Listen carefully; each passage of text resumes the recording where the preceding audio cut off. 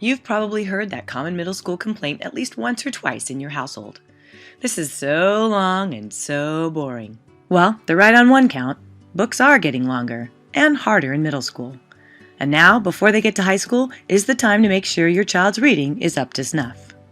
By now, kids are pretty comfortable reading the words on the page, but they should be able to go deeper than that. First, vocabulary.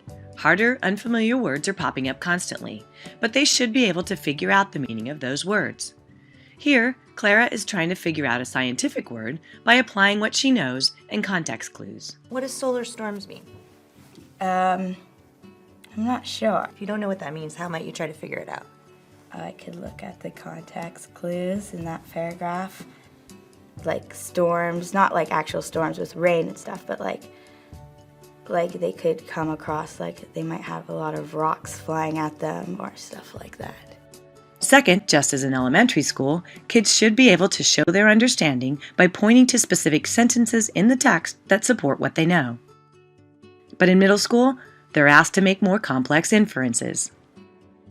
I think this story takes place in a utopia society, so it's way in the future, and I don't think that they have books. Okay. And what evidence do you have to show that? When Margie wrote today, Tommy found a real book, and you can tell by her excitement with the exclamation point. So I inferred that since she was happy that he found a real book, it must be rare or like almost impossible to find a real book. Lastly, because texts are getting harder, you may find your middle schooler struggling through what he reads. That's okay. The key at this age is not that they be able to read something easily, but rather that they can stick with reading even when it's hard. You can help by encouraging stamina and good reading strategies to help them understand what they read. The more they understand, the easier it will get. So how do you know if your child's reading skills are up to snuff?